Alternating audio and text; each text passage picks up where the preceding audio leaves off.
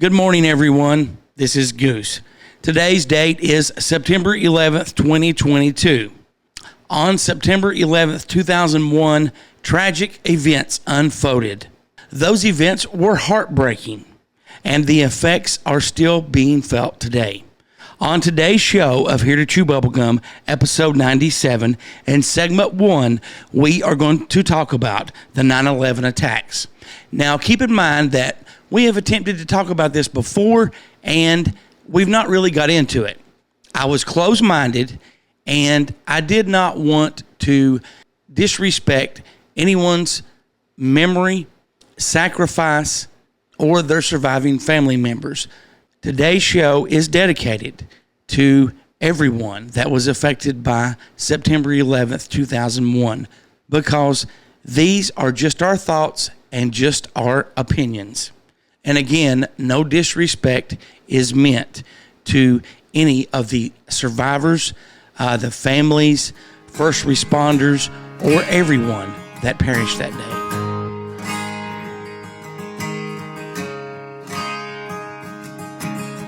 I hear people say we don't need this war, but I say there's some things worth fighting for. What about our freedom and this piece of ground? We didn't get to keep them by backing down. They say we don't realize the mess we're getting in. Before you start your preaching, let me ask you this, my friend. Have you forgotten how it felt that day? See your homeland under fire and our people blown away. Have you forgotten when those towers fell? We had neighbors still inside, going through a living hell. And you say we shouldn't worry about Bin Laden. Have you forgotten?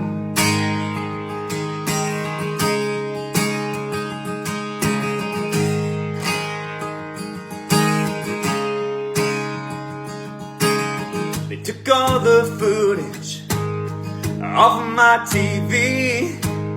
They said it's too disturbing for you and me. Well, it'll just breed anger, that's what the experts say. If it was up to me, I'd show it every day. Some say that this country's just out looking for a fight. But after 9/11, man, I'd have to say that's right. Have you forgotten how it felt that day to see your homeland under fire and our people blown away? Have you forgotten when those towers fell? We had neighbors still inside, going through a living hell. And you say we shouldn't worry about Bin Laden. Have you forgotten? Well, I've been there with the soldiers who've gone away to war. You can bet that they remember just what they're fighting for. Have you forgotten when those people killed? Yes, some went down like heroes. Do you know where you were at on September 11th, 2001? I absolutely do. I was in my house watching Jerry Springer. I was off for that day, and they broke through with the first tower going down. And I'm emotional when I talk about it. So, Well, is there anything that you want to say to our nation's first responders? You are our heroes. I mean, just thank you all for all you do. My father-in-law is a retired firefighter, so I mean, just thanks for everything. Do you care to share with the Here to Chew Bubblegum audience where you were at on September 11th, 2001? Driving in Texas up to Tyler, Texas to make a shipping run for the company I worked for at the time. Is that listening to everything on the radio as it happened. Is there anything that you would want to say on this day to our nation's first responders? Thank you for everything you've done. Appreciate you and love you very much. It's one small step for man, one giant leap for mankind.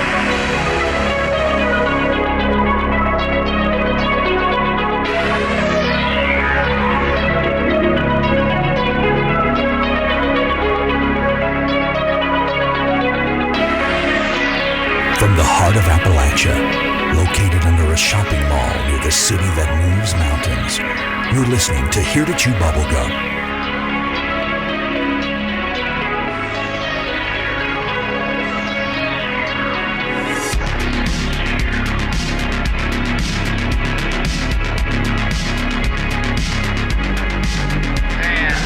Nine, 8, 7, 6, 5, 4, 3, 2, 1.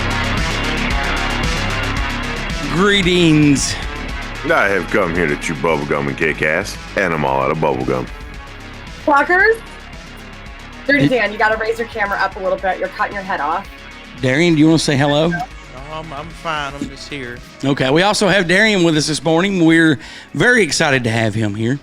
Guys, I want to start out. Thank you, everyone, for joining us this morning on Twitch and on the podcast. If you're listening on the podcast, before the intro started, you heard a disclaimer. It's the first time we've ever had a disclaimer. And for y'all, maybe I get them daily. I was gonna say that's surprising in Rebecca's presence. She's used to them, but you gotta start somewhere. The reason we have the disclaimer is because we're going to be talking about the September 11th, 2001 9/11 attacks. And Rebecca had tried to talk about this before on the show, and I think Dirtydan, you may have, and I shut you both down because I believe that at that time I did not want to disrespect anyone that was affected by September 11th, any of the victims, and that was very close-minded of me. And I have grown since then, and we are going to talk about that in segment 1 today. Opening up, we're not going to have any email. We're going to talk about Flockfest. Rebecca, thank you very much for having that idea, putting it into motion. I am still on a spiritual high from last Sunday. Same. I still haven't processed or had a chance to Flockfest is still going in I'm still there. Dirtydan, what was your thoughts on Flockfest when people actually started on Sunday, started arriving, and it was getting in full motion? I mean, I was I can't really say I had any thoughts when people started showing up because I was just in autopilot mode of answering and entertaining Bob 38 times for the same damn meat and vegetables question. Do we have enough hot dogs? Yes, Bob. Do we have enough rolls? Yes, Bob. Do we have enough hamburgers? Yes, Bob. He has to ask the same question 16 different ways, and his reasoning is to make sure that I get the same answer. Okay. Now, Darian came with me, and thank you, Darian, for coming with me last week. I know that you had a great time as well. I want to thank everyone that I met at Flockfest. There is so many, too many to name. I did take some video clips, and I'm working on, I thought I would have it done by now. I'm working on a Flockfest, you could call it a video, possibly a mini or a short film documentary, because I've got all kinds of footage from Flockfest. I've got interviews with flockers. Also in this show, I'll have those same flockers that I did interviews with telling us about their experience on September 11th, 2001. Those clips will be played when the podcast audio version drops at 4 o'clock today. Shout out to our unfortunate videographer who couldn't come. Corey, my man, I still love you. Stop buying Chrysler products. You should know by now it's not just a Jeep thing. Wasn't it his radiator that blew or some shit? In his Jeep. His third one that...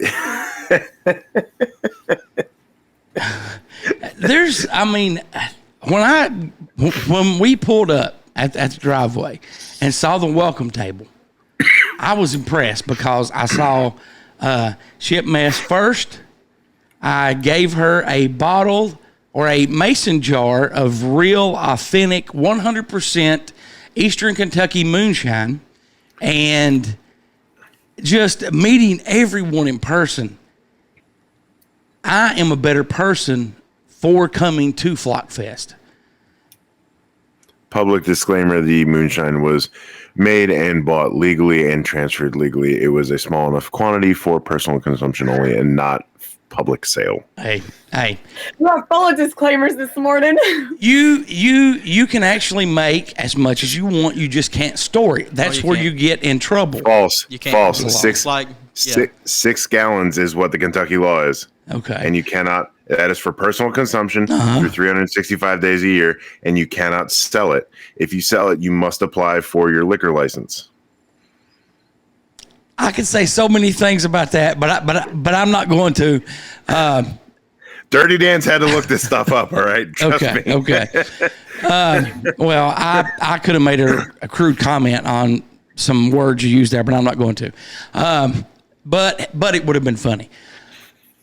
But just, and you guys know me. You have known me for over a year. You've met me in person. For 26 years, I was a law enforcement officer. I actually retired, I guess like 10 days ago. And I'm taking a little break right now, kind of deciding on if I want to go ahead and continue it. But you started a great private career of walking in the nude. Yes, I have. And I'm making a lot of money.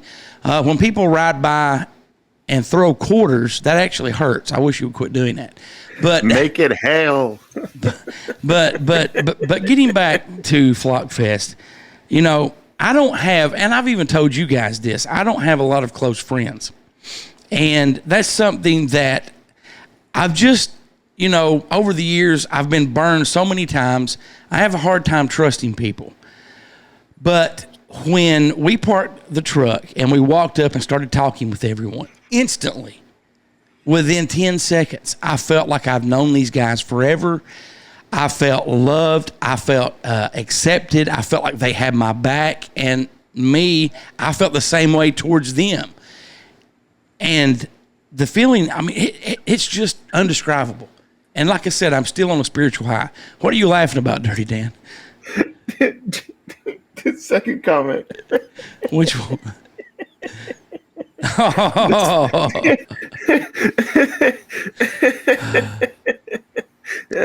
But I'm sorry. I'm 47. I'll be 48 in December. I've never felt anything like that. Period. Hands down.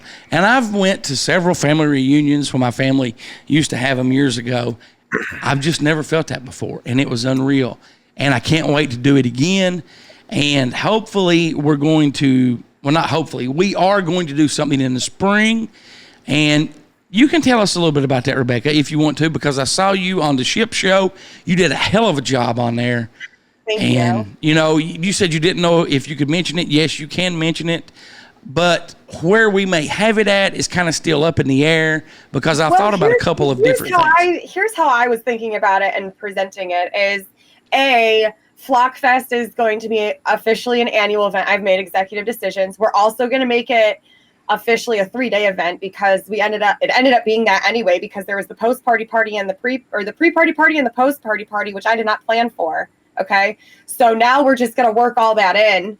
So it's going to be we're going to have our own. So it is Woodstock. No, it's Burning Man. It's Burning Man. And I want a giant flamingo made out of pallets that we're going to light on fire at the end of the night. Damn it. And you told me no. Remember, I asked you this and you were like, listen, you can either have your fields plowed or you can have a giant burning flamingo. And you were like, you can't have both. And I was like, fine, I'll take my fields plowed.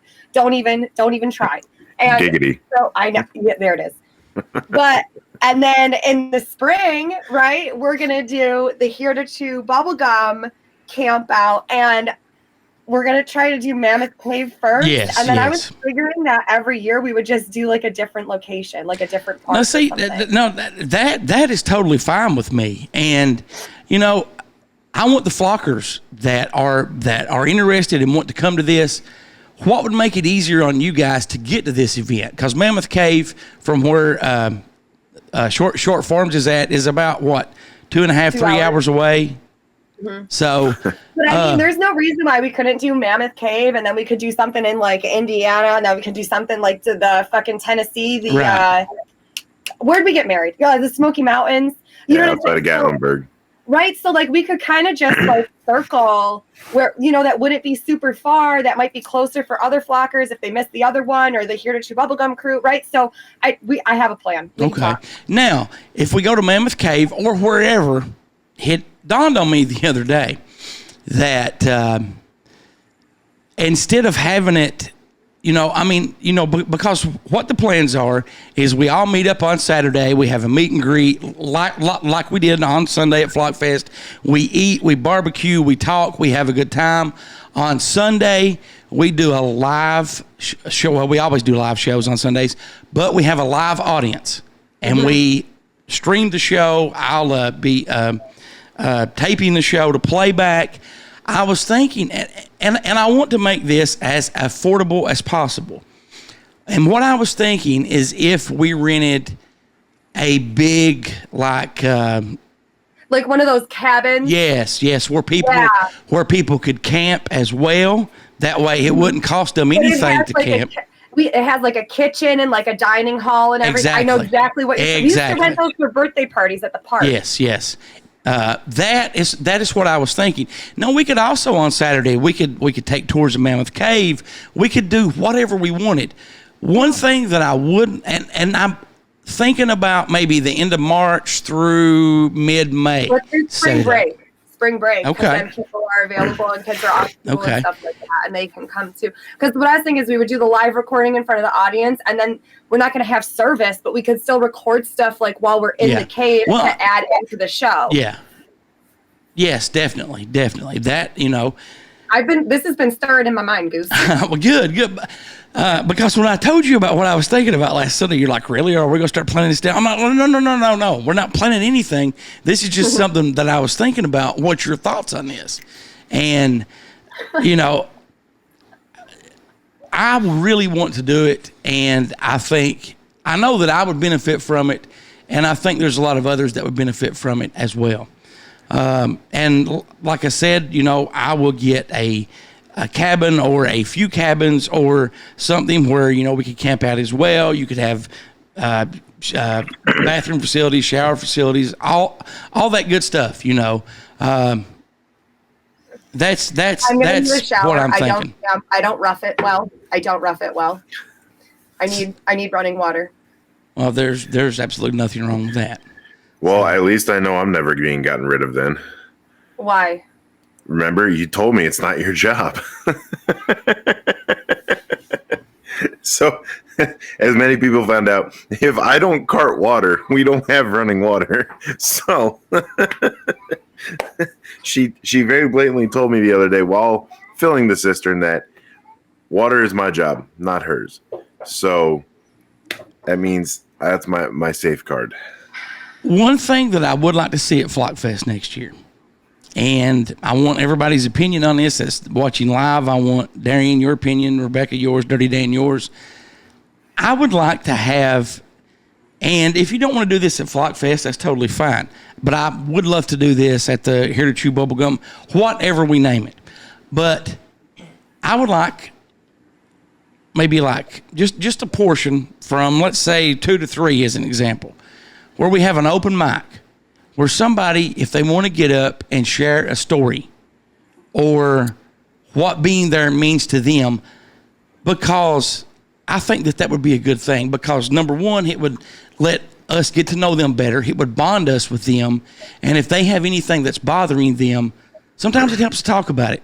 And like I think Jess said a few comments ago, you have 50 close friends now. Yes, I do. And you guys, I consider you family. If you ever need anything, all you have to do is reach out to me. But I would like to have like a comment section. Well, what's your thoughts? So I was gonna do that this year. After I gave my toast, I was gonna open it up, but I figured with the first one and the fact that nothing went on schedule that day, I don't think I do want to do that next year. I do want to open it up. There was a lot of things that I had planned that I did want to incorporate in that it just never happened. And now next year I know what to put energy towards, what not to put energy towards. I already have kind of everything set up in place. Now it's just going to be a matter of changing the dates on it, right? Like everything's already set.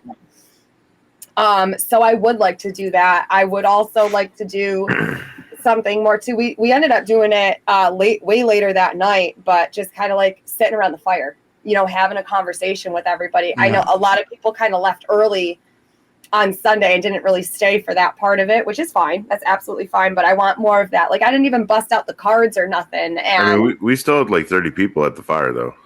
No, the other fire, the little fire, the little fire. And so, but yes, and I have that written down. I did want to do that this year, and I decided against it with it being the first one and people being nervous and all that. So next year, I think we'll definitely have. Good, but people being nervous. Yeah. What? How about people being nervous? How about you being broken by people? How we broke me. Now, Chaotic had a good idea. A closed confession booth. We could actually set a camera up in there if somebody. And I could set a camera up if you guys are interested in that. That's very intriguing. I like that. I mean, it's just, I am still speechless. And when I think of Flockfest and I watch the videos and see pictures, I can't help but smile. That makes me smile, and it makes me feel good inside.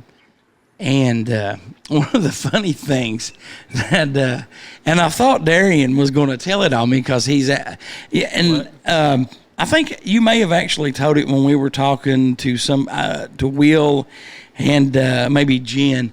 One of the times we'd walked out, I took pictures because I was impressed by looking at all the vehicles from different parts of the United States, California, New Hampshire, Texas. I was impressed by those.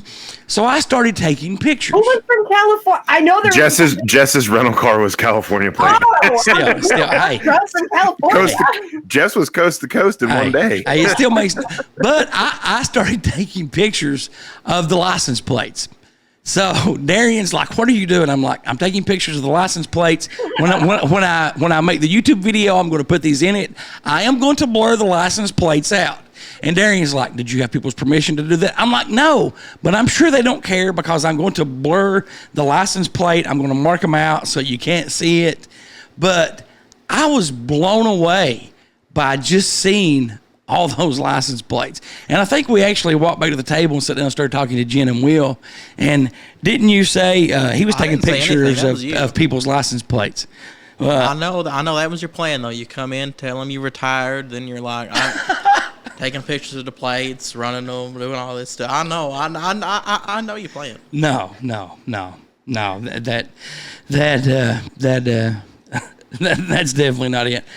But when I get the YouTube video put together, and I had it halfway put together, and I went back and watched it, and I scrapped everything because I did not feel like I was doing it justice, because I captured so much good footage, so much good pictures, just everything. And that hopefully by the end of this week, Friday, the 16th, will be posted on our YouTube page. I'll post clips of it on TikTok, on our Here to Chew Bubblegum Facebook page, on all that stuff. I can't thank you enough, Rebecca, from the bottom of my heart. Thank you for having that. And when you messaged me on, I think it was Monday morning, and you've messaged me thank you before, but when you messaged me that, thank you, and that brought tears to my, and it's bringing tears to my eyes right now, just thinking about it. You texted me and stuff.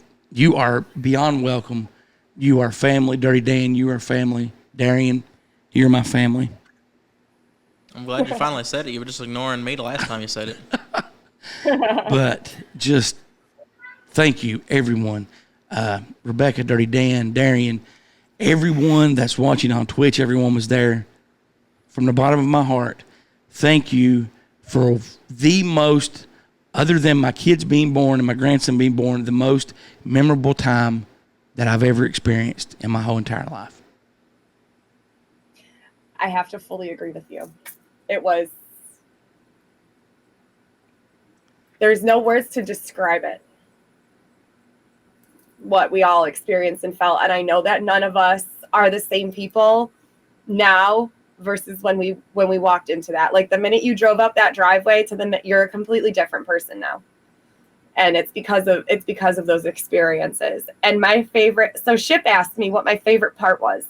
And I've been thinking about this, and I want to slightly change my answer, and I think that you'll agree with me. My favorite part, there's two of them. There's a before favorite part and then an after favorite part.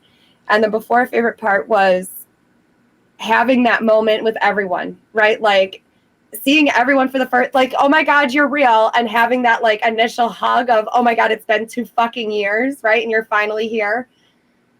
And being able to have that moment with everybody. And afterwards, even though everybody was at the same event, seeing all the videos that everybody's posting about Flockfest and being able to, like, everybody had their own experience with it. And it's cool to see through their perspective what the important parts of Flockfest were. And that shit is what breaks me every time, is seeing everybody's videos. I'm going to cry now. Well, you know, and I'm not crying, you're crying. I'm not crying, you're crying. You know, and you know, the world is a terrible place. And when you have people that are open, that don't judge you, that accept your beliefs if it's different than theirs, they're not going to cuss you out or argue with you or wish death upon you or wish any negativity whatsoever. When you can come together and get along with those people, the world needs more of that, because it's so hard to find nowadays. And for everyone that was there, everyone that wasn't able to be there in person but did watch the streams on TikTok, we need to hold on to that, because what we've got is very rare. Because trust me, there's a lot of hate in this world, and I've saw a lot of it, and I've had to deal with a lot of it. But to see the opposite side of that was so uplifting. Darian, what's your thoughts on Flockfest? I was there. I was talking to people, and then you were, because you're an old man, you just drug me away because you needed to go to sleep. Well, I'm sorry. I had woke up at 3 a.m. that morning. I could not sleep. I actually only slept like 2 hours. One of the... Yeah, he left an hour early before getting to reunite with someone who came into my life after Goose did, in a completely small world way. Tim. Yeah, and tell Tim I'm sorry. And I like Purple Princess's comments. He's like, next year we'll get a ride for Darian. So, you know, that means you don't have to leave when I leave. But just... thank you. And I can't quit saying that. I know Bolin really hated that he missed it. He is feeling better. I didn't tell him too much about it because I did not want to make him feel bad, because he really felt bad that he missed it. So, you know, and I know he's probably watching or listening, and, you know, but it's thank you very much, Chaotic. And, Darian, that's what I was telling you about. Look at that comment. Chaotic603 says, Darian is a genius, by the way. I got the honor of finding that out. Yes, he is. Thank you, Chaotic, for that. And Chaotic told me that, and we talked about that a little bit when we were standing in the food line. He was telling me how intelligent Darian was. I said, yes, he is. He was exactly like my dad. He's like, oh, so you're like that too? I'm like, no, I'm not. I'm like, on certain things I am. I'm like, but Darian's like, you know, a genius on everything. And, you know, I'm very proud of Darian. I'm very proud of my son. You should be. You know, as he continues his path into his law enforcement career, I want to thank him. Generation. So, yeah, definitely. Well, you know, I'm going to have to get my daughter in here sometimes, and because I love her to death. She's a true blonde in every sense of the word. I do have blonde moments, but she's just she's a little different sometimes on some things. Like her and Darian. Real quick story. We're driving in a car once, and she had and she still has it. It's a wiener dog, a dachshund. So it was in the floor at Darian's feet, and it was just walking around. So she yells at him, "Get that dog before it gets up in the engine." Because she really thought that the dog that was in the front passenger side could go up under the dashboard and go to the engine. And that's okay, because at the fire, Rebecca found out cars have headlights. Wait, what? Do you want to share that story with us? Listen, so it was dark and Karma and Colin were trying to leave, and I was like, Howie's got a light. He can help you get through so that you don't run anybody over, because they didn't want to go the other way because they were afraid of the car getting stuck in the mud, right? So they were going to go back down the driveway. They were going to go out the exit or the entrance, right? There it is. There it is. There it is. And I was like, Howie's got a light. He can help you. And Colin just touches my shoulder. He goes, "We have headlights on the car." I was like, all right. It was just a major blonde moment that I had. Oh, Shimmez really likes your truck, by the way. Thank you very much. I think I was out maybe $48. So for gas coming down there and back, so it wasn't that bad. I had washed it a few days before, but we hit rain, we hit. But I'm happy. I'm smiling just talking about it. When we got to the bottom of the driveway, I stopped and took some pictures. And, even when you pull off the one road where the church is at, I saw those signs. But I went by them too quick, and there were people walking in the church, so I wasn't able to stop and go take pictures of that. But I was blown away. Very organized, very just great fun. Can we have that back, please, Purple Princess? What? What did she say? My car's does.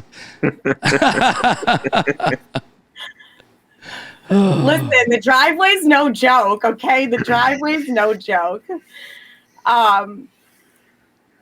Yeah, but the whole light situation, there was another moment where I was just dumb for a second. I can't remember what it was. And a shout out to Mama Flocker. I did message her, I think, on TikTok, or it may have been on Facebook. The cake was delicious that she made for me. I thanked her for it. I love Mama Flocker. I don't know how you got a cake out of this. We were, back at Char's birthday when we were talking about it. I'm pretty sure she asked me what my favorite cake was. I'm like, I like the old school yellow cake, the chocolate icing. Nothing beats that. Yeah, Mama Flocker handled the menu. Dirtydan handled the meat. Oh, stop. I was getting there. Dirtydan handled the meat. Bob apparently handled the pre-party party. Y'all pulled I left. I was like, I gotta go. So I left. I had to go get a Donica from the airport. And y'all just made a party happen. So that was cool. My umbrella broke. That was the only other thing that sucked is the umbrella I had out on the table back here. Right. Amy and Amber, we had just come back. We were walking out here. I didn't even think about it for the storm because I'm so used to it not existing in my reality. And I didn't know that it was open. I didn't remember that it was open. And the whole thing, the table and everything, blew up against my shack. So here's the three of us trying to pick this thing back up. There's fucking pieces of the umbrella falling down. The whole thing collapses down on. Oh my God, it was a shit show. Mike broke my driveway coming up here. He had to get towed up by dirt. It was just a shit show, from the start of it. And it was fantastic. And I'm here for every goddamn minute of it. But it kept getting better and better and better and better and better. I can't wait till next year. I can't wait till, spring break. I'm totally looking forward to that, And like I said, if anyone has any ideas, please post them now. You know, let the Queen know, let Dirtydan know, let myself, let Darian know. We will definitely, you know, try to do whatever just to get you guys there, make sure you've got a place to stay, make sure you're fed, you know, and we'll treat you like family because you are family. So, well, Goose, I mean, you would make a hell of a short farms taxi because your vehicle is one of the very few that were on that property that day that I was not concerned about getting stuck. So, well, it didn't help too, but it poured the fucking day before. Yeah. And then did you see that we collectively manifested like a whole bubble of no rain? Yes, yes. Because it was supposed to pour. Going down your neighbor's driveway, though, that was rough as hell. I like going down your driveway better. Our driveway is in a lot better shape than better shape, I'll call it, but it's a worse shape of hills and curves, where his just has one little turn and it's straight. Unfortunately, I think the stone company laying the stone in his driveway actually screwed it up worse before they dropped the stone on it. Yeah. So it's just they just made the problem worse. Yeah. Is what they did. Yeah. I mean, because going down that driveway, me and Darian were just bouncing around. I'm like, shit, this is a rough driveway. Oh yeah, try going up that driveway. I wouldn't want to. With the giant camper. Yeah, I would not. Well, and Ryan did that, you know. Oh no, I meant like Mama Flocker's camper. Oh, okay. Yeah, right. No, so Ryan you guys have to, like with those campers, Joe fed up had to come up their driveway, and Ryan had to come up their driveway because they're not gonna clear the trees because we have more trees on our driveway, and then that final turn, you're with that scrap pile being there, you're not gonna be able to swing it wide enough to not fucking bank up on the ditch. Like Fed Up's trailer could have Ryan. No, Ryan maybe, but Ryan wasn't scared about the trees. First night Ryan shows up, he goes, "You weren't fucking kidding. I'm scared of that driveway." Now this is an oil rig and a rig driver coming up to me and saying this shit. I'm just like, listen, you can ask Mike, but I blatantly warned everybody. Like, it's not gonna be pleasant. There's a giant fucking ditch and a rock wall to your right, and there's an 80-foot plus drop at one point to your left. Okay, and it's just, it is what it is, folks. So Paul came. I picked Paul up from the airport, and it was dark when we were coming back, right? And he was like, "This is kind of like intense." And then we went out during the day, and I was like, "Now that you saw it in daylight, I was like, does it make the drive more or less scary?" And he was like, "Kind of both." Because now I can see, but then you can't see what you know is there. Right. And I think Paul was the only person that was not there when we left that I did not get to tell bye to. And I did text him after that, after I got back and so forth.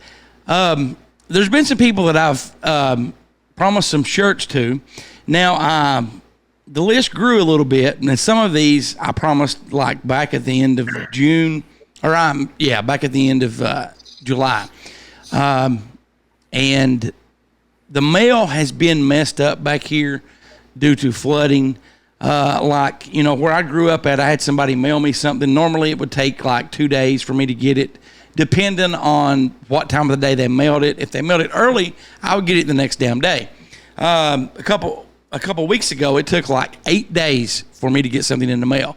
But I have ordered some shirts for people. You will be getting those, and that is all special thanks to Joe at Fed Up Gear. And instead of me getting on his site and just ordering them individually, I texted him what I needed, where it was getting shipped to, and he took care of all that for me. And thank you very much, Joe.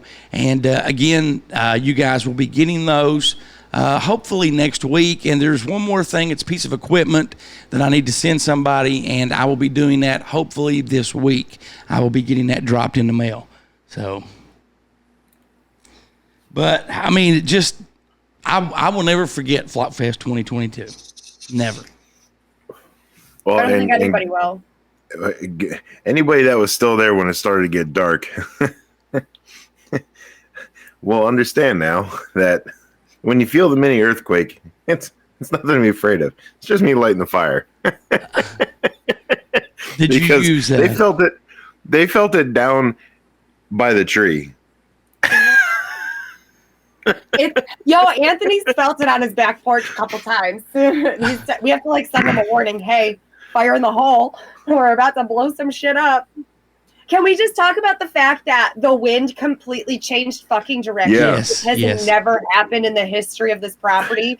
And the fact that we made 2 Molotov cocktails that did not fucking explode. They should have. And the box tried to fucking... Did you see the box jump out of the fire because those attachments were still trying to hold on to us? We had to fucking shoot it back in. Okay. I dug that fire pit because the wind always flows from the barn out to the property.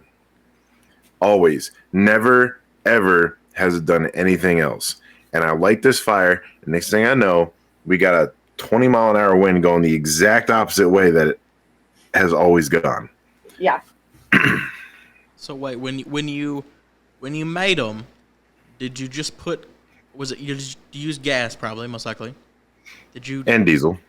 Was it just gas, or did you put like styrofoam in there? Because you have to do the styrofoam to make napalm. That's how it goes better.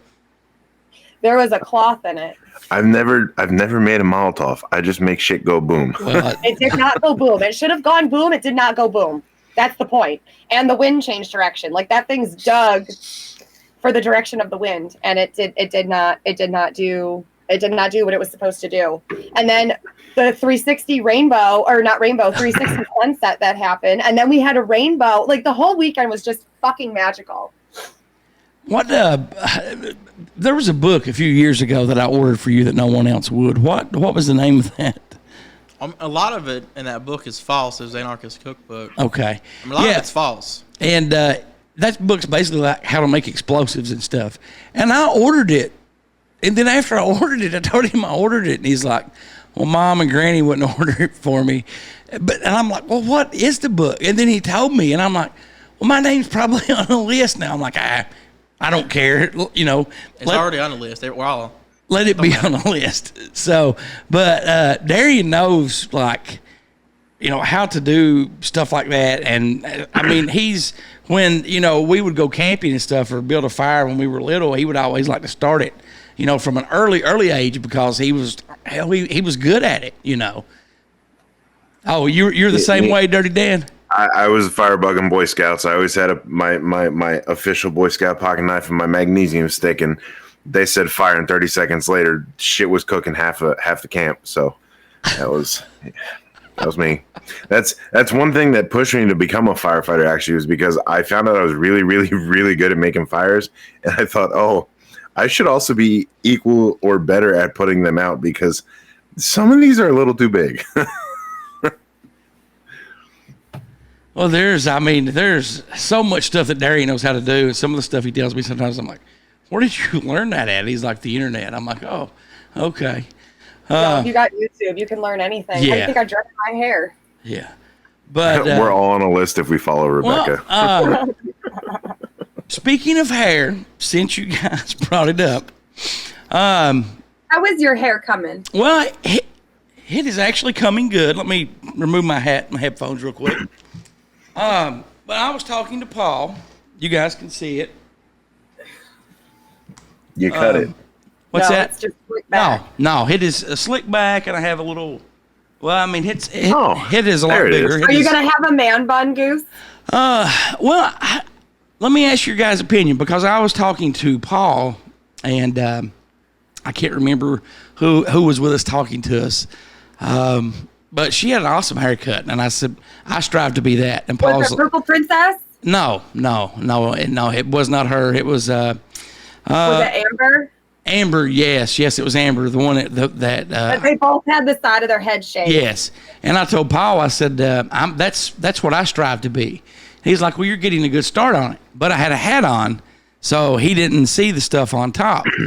Do you guys think I should keep the sides and back shaved or let it grow out? Because I'm thinking about getting a haircut tomorrow and letting it just, you know.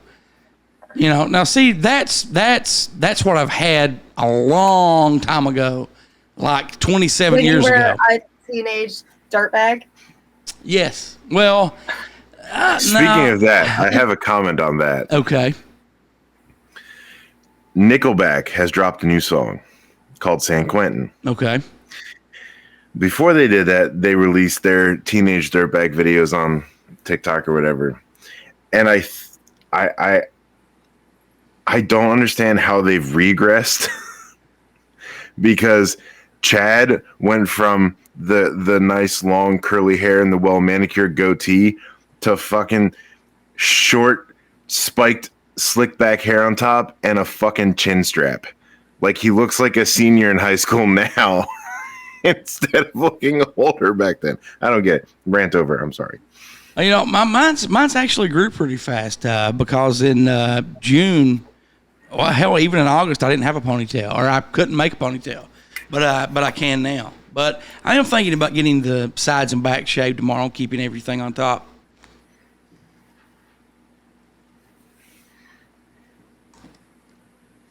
I'm here for it. Thank you very much. We've been going for a little while. Do you guys want to take a break or just roll on into segment 1?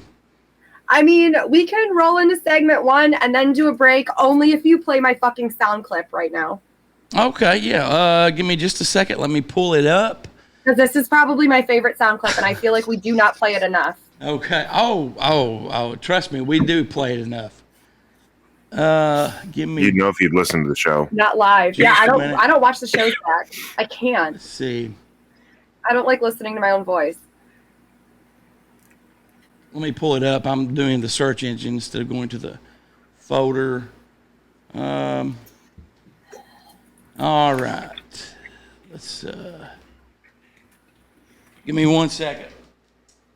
Does anybody have anything else to say about Flockfest before we move on?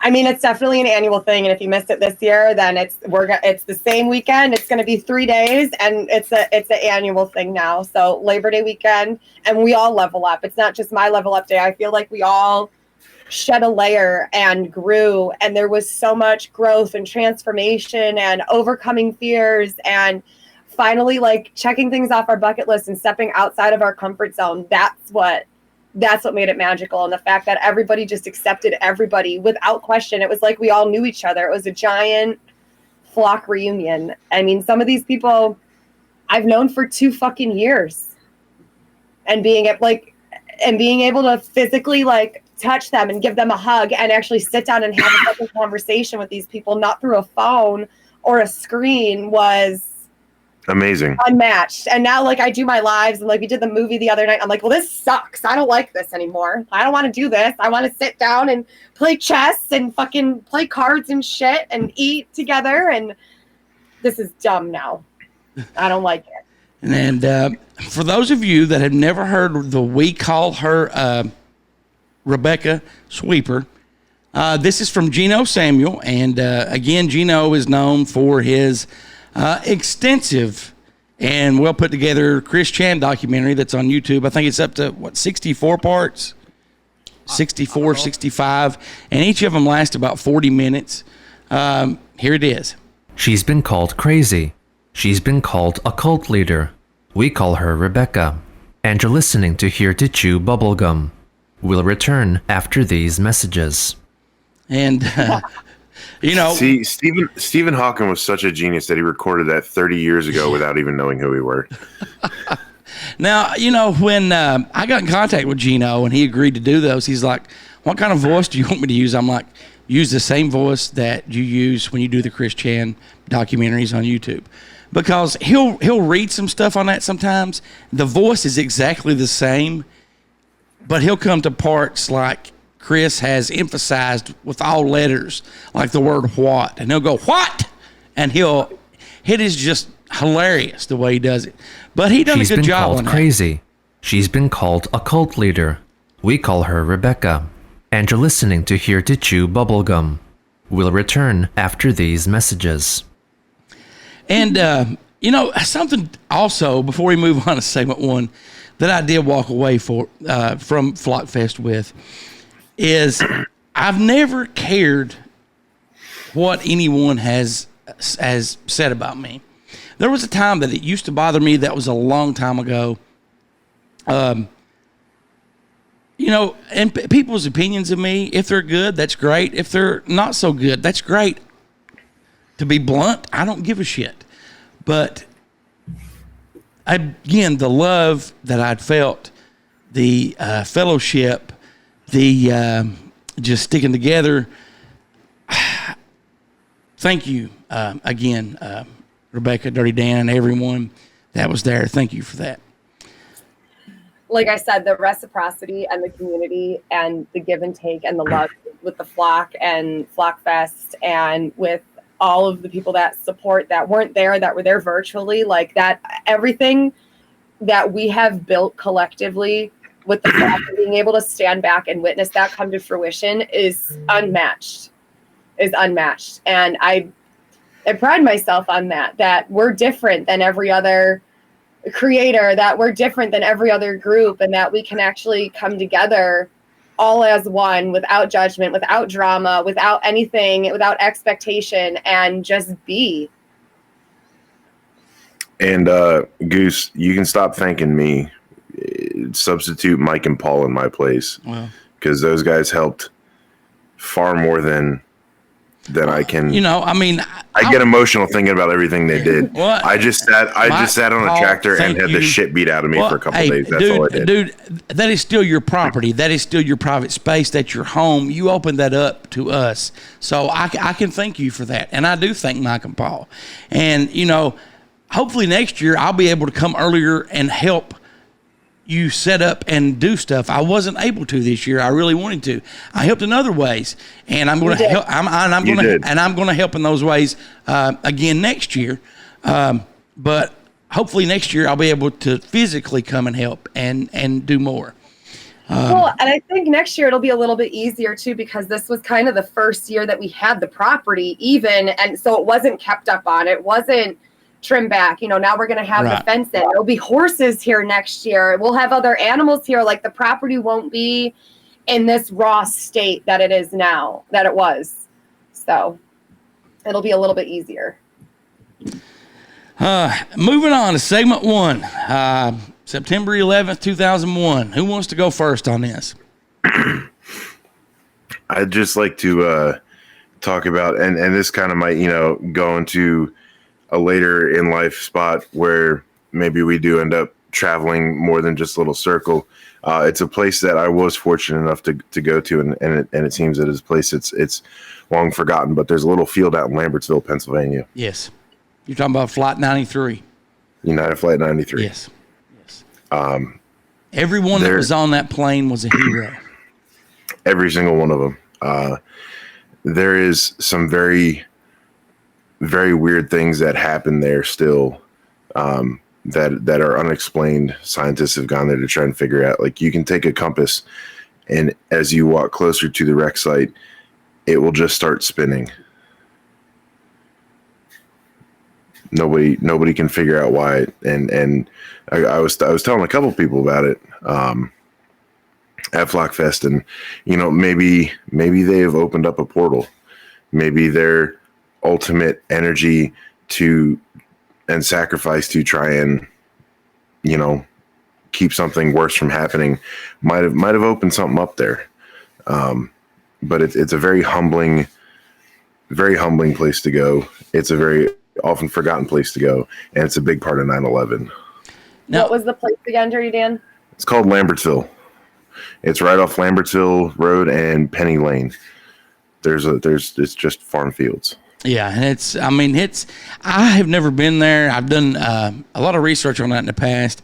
I had plans to go there once, and they got canceled. But from what I've read, it's also like a highly, I think they have federal park rangers there now as well. It's a very protected site. Yeah, and I mean, it is, you know, from what I saw online, as far as the memorial is, it's a beautiful memorial, remembering Todd Beamer and all the others that overcame the terrorist and crashed that plane versus letting the terrorist crash it into something else, and that other, space that they were going to try to crash it in is still unknown. Some people say it was the Pentagon as well, but there's a big question mark there on the one that on whatever flew into the Pentagon. So, and I read a book years ago that his wife had wrote, and, his last words when he talked to her was, before he told his wife, what the plan was, and he was talking to the other passengers, and he said, let's rock and roll. And, that's when the plan went into the action. I mean, honestly, and I'm not trying to connect the two. I mean this is no disrespect to anyone that was affected personally by September 11th. The kind of attitude and actions that he did, I can't help but to think that there's not a doubt in my mind that people I met at Flockfest would do the exact same damn thing if they were put in that situation. And,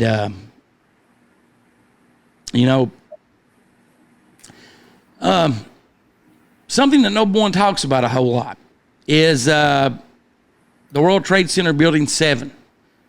Yeah. For those of you that don't know, there was actually 3 buildings that fell down that day. And World Trade Center 7 fell down at 5:20 p.m. on September 11th, 2001. That was the 47-story skyscraper that housed a lot of offices. And we'll get to some of those offices in just a moment. But that was something that a lot of people didn't know at first. What's your guys' thoughts on that? Yes. So I just want to share this really quick. Hold on, where are we here? Can you guys see this? Yes. You guys can see it? Okay. Do you see this right here?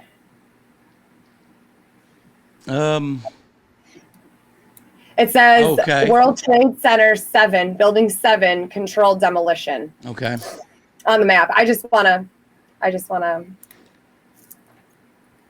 Well, that's it. There's a lot of people say that nothing out of the ordinary happened there, that the furniture had caught fire from debris falling from the other buildings, blowing that way, and that's what brought the building down. The furniture on several floors catching on fire. The sprinkler system did not work. Shut up. It did not work, and on floors that it did work, there was not enough water pressure to put out the fires. Now, I was in New York a few months ago. I actually went to Ground Zero.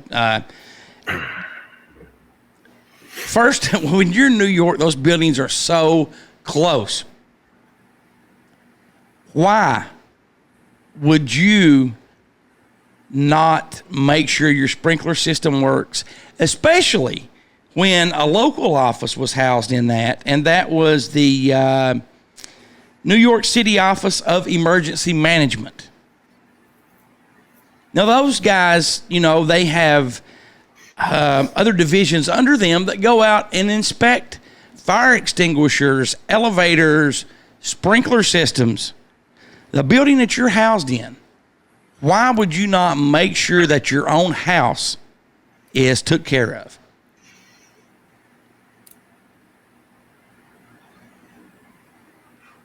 Dirtydan, you're a former firefighter. What's your thoughts? Oh, my first thought was, fuck, I hated elevator inspections.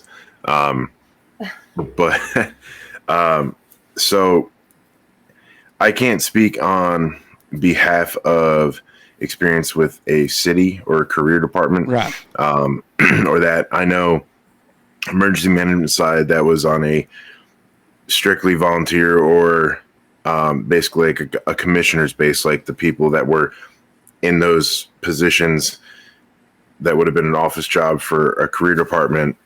They got a stipend that covered more than the $50 one we got. And there's a lot of let's make sure everyone else's stuff is right, and then our shit just falls back on the back burner. Almost like a mechanic's car. I spend all day, every day fixing everyone else's shit that I don't want to fix mine. And that's kind of the attitude that I've always seen and sensed there, is that you're trying so hard to set an example or make an example, not set an example, but make an example and make sure it's all done right, that you forget where you are putting your behind to drum up all of your plans and citations and the framework for everything for the public. Those buildings are usually some of the worst shaped buildings you will find. Well, I'm not going to say where, but it is in the Bunker Studios area. Some people were doing some inventory, and their fire extinguisher had not been checked since, was it 1988 or 87? And this was last year. And so theirs had not been inspected since then. And I'm sure that, you could shake it and there was nothing there. I mean, it had all, just, to me, if your Office of Emergency Management is in that building should be in tip-top shape. I do think that two planes did crash into the towers because we saw them. Now, is that what caused them to come down? I think there was more to it than that. I think there was a lot more to it. Darian, what's your thoughts on the planes crashing in to the World Trade Centers? I mean, yeah, well, it happened. You had people that weren't. They were just filming it. They caught it. Do you buy that it was the planes and the fuel leaking and the weight and all that brought the buildings down? Because I do not. I've never looked into it a lot. I don't know. Rebecca, what's your thoughts? I have a lot of thoughts. So this is the disclaimer show. Here's what I want to say. First of all, I always like to go over the definition of false flags, because a false flag does not mean that the event didn't happen, and it doesn't mean that people suffered and people died because of it. A false flag means that this event was created to further the gain of something else at the expense of civilians, right? I believe that 9/11 was a false flag to cover up the $2.3 trillion that they lost. I believe that this was all created to instill this fear, not unlike the pandemic, right? I believe that people suffered and were traumatized and lives were lost and so many things were fucking sacrificed without a second thought of the elites controlling things, of the people that put this plan into place, right? Right. So my thoughts on it are, did the planes actually crash, or was it the plane crashing and then was CGI overlaid over it? Was it Project Bluebeam that created the vision of this whole thing happening and being so much worse? Was it really or did we just say that? Because I also then look at the map, right? And if you look at the way that things exploded and the fact that there were no plane parts found at the Pentagon, and there wasn't even like the shape of it, and then you look at the map, oh, it's on the side, you look at the map, right? And you see the controlled demolition, and then you look at why the Iraq war actually started, was for the Stargate portals. So it's almost like we just put a face on an enemy, hey, look over here while we do this stuff over here type of thing. And I believe that a lot of people were sacrificed, and I believe that a lot of things were disrupted in order for their gain, in order to push fear and propaganda. Because wasn't it right around the time of another re-election? I look at the big picture of all of it, and that was also the start of, you figure, right after, because 2001, right? That was right after the Y2K thing that didn't go anywhere, right? We tried to get everybody scared about that. And then, right at the turn of that was that whole generation. Like, I remember my generation, I remember being in 6th grade chorus, and we got the announcement on the loudspeaker, and they sent everybody home. So now we are brought up and instilled in this psychology of fear of being brought up in this fear, right? Like the planes changed, the security changed, all this other stuff changed, and we just kind of went along with it in hopes that we would be where we are now. But it's changed now. Can you click on Beautifully Calm's comment there? Yeah. Okay. I saw footage where firefighters said they also heard a boom, maybe in the elevator shaft. So if the planes didn't work, was it the bombs to finish it up? Now, they were working on the elevator shafts in both towers. Yes, Dirty Dan. So that and there's been a couple other comments. I wanted to be an architect when I was young, and I had studied a lot of that sort of thing. And the Twin Towers, World Trade Centers, were something that I had read up and researched a lot of. Now, the core of those buildings was so fucking strong and rigid that it could have survived an earthquake that was off the Richter scale. Right. A sustained earthquake for approximately 19 minutes. That means no unnatural or man-made force is going to be able to do anything to that. Now, the outside of the buildings, it was literally like a pineapple core, where the center of the fruit's the hardest, and if you were to grab the core, you could move the fruit around. Those buildings were designed to shake and twist and turn and sway so that everything could stay in place. It had a nucleus to it. There were cores in there. Oh, good word, Dirty Dan. Thank you. And jet fuel could never reach a temperature to burn or melt the steel that was used as those outriggers to fasten to that core. There are 2, maybe 3 things that could possibly reach hot enough. The only one for sure that could reach hot enough would be magnesium. There's no magnesium in aircraft fuel. There's no magnesium in aircraft construction because it is so volatile. And if it does catch fire, it will incinerate anything because it burns at about 5,600 degrees Fahrenheit, which is enough to smelt steel. That's the only thing for sure. And the amount that you would have to use to create the fire you saw sustained there would be hundreds of thousands of pounds. So someone's going to notice that. Right. Someone's going to know. So someone's going to know. And like James was saying, yeah, the nose cones of an aircraft are made of fiberglass because of their radar systems that they have fit in the dome there.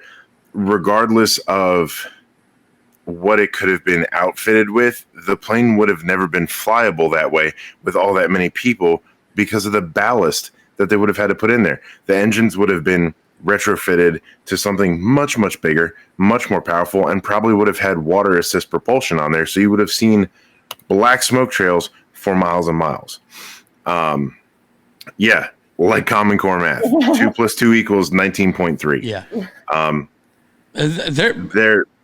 I had the firehouse I grew up running in had several guys that were at ground zero. By the end of day 1, there were still booms going off. They found demo tags. Like, this is all shit that was supposed to be hushed up or covered up, or they weren't expecting to have happen. They had such a response from everybody coming in to help their brothers and sisters that they uncovered a lot of shit they weren't supposed to. I don't know any other group of people. You know, I know there are like survivor situations, but being in the firefighting field, when shit hits the fan, it's already been lined up and being dealt with before anyone else comes. They just go. You just go when shit happens. So the moment one was lost, everybody was starting to come to find them. The fact that 342 more were lost only made the operation that much bigger and that much more serious for those other brothers and sisters. I agree 110%. We have a lot of good comments coming in. I think Mike made the comment way back that Bush's brother was over head of security at the World Trade Centers. I did not know that. I do know that if you go... It's all connected. It's all connected. Oh, yeah, yeah. If you do go and try to find out any speeches or information about the missing $3 trillion that was talked about the day before by Donald Rumsfeld, there's several articles that try to debunk his speech when he was talking about that and saying that he did not mean it literally. He meant there were computer problems, and they give examples. This was, I think the first one that I saw yesterday was wrote 7 years later in 2008. And they were talking about how it was misinterpreted. Yeah, right. Sure it was. I don't buy that. I do think that planes did crash into it that day. I think that once that happened, the government or someone or some group saw an opportunity to do other things with it because of just like what Dirtydan said, stuff was found there. Stuff was, that there were people coming in that, we just came in and started helping. I actually, 4 days after it had happened, had the opportunity to go with a group from my home county to give aid. I wasn't able to. But I think, and some people might think that this is crazy, I think that unbeknown to us, if certain things happen, that there are plans in place that not many people know about, that the government can spin off that and benefit some way. Because that day, I think the guy's first name was Mike. If it's not, his last name's definitely Silverstein. He got paid $4.5 billion on an insurance policy. And someone, I think might have been Mike, mentioned that a few comments back. That's the largest insurance settlement that's ever been paid. Now, when he got paid that, he also, his company, got to build the current tower that's there now. He got to build that. You had $2.3 trillion missing. You had this guy make $4.5 billion off the destruction of the tragic events that happened that day. And from some of the information that I found, before the second plane or shortly after the second plane hit, he was on the phone with his insurance company trying to determine if that counted as one event or two events because there were different planes, two different planes. But he made money off that. Now, on September 11, 2001, there were 2,750 people killed in New York City that day. There were 184 at the Pentagon, and there were 40 in Pennsylvania. 44. Were there 44 in Pennsylvania? Okay. And some of the businesses that was housed in Tower 7 was, let's see, let's go over some of these. No, some of these are probably, normal. The ITT Hartford Insurance Group, American Express, the Standard Chartered Bank, the Security and Exchange Commission, stock market, the IRS had an office there. The United States Secret Service had an office there. Like I said earlier, the New York City Office of Emergency Management was there. The National Association of Insurance Commissions was there. The Federal Home Loan Bank of New York was there. The Provident Financial Management, Immigration, and Naturalization Services, which is now known as ICE. The Department of Defense had an office there, and the largest office outside of Washington, D.C. by the CIA had an office there as well. You have all those government entities, the Department of Defense, the CIA, the IRS, all of those had offices there. Now, when you tie something back really quick, The missing $2.3 trillion, the branch that they were talking about was missing was, guess what? The DOD, the Department of Defense. Something I'd actually like to bring up on the back of all this. It's something that I feel is important, and a lot of people know, or if they do know it, they don't really remember it. Okay. The Battle of Tora Bora in December of the same year, where the CIA had tracked down Osama bin Laden to the Tora Bora caves, and in the news it was said to be a giant fortress where they had hotels like dug into the mountain. The Taliban did. They had hotels, full hospitals, giant generator rooms, roads carved out big enough to do tanks, and so they thought there was like 2,000 people here, and this comes from the CIA officer who was in charge of tracking Osama bin Laden after 9/11. They had tracked him down here, and he asked for 1,000 soldiers. And do you know who denied him? Who? The Bush administration directly. And when they went in, because the battle was December 7th to 17th, they found there was just a cave system. There was 200 people at most, and Osama bin Laden had got out because they had only had 70 U.S. soldiers, and the local Afghani troops had accepted a surrender where they were going to surrender.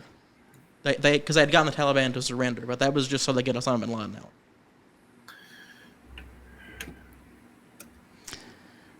You know, and thank you very much for bringing that out, Darian.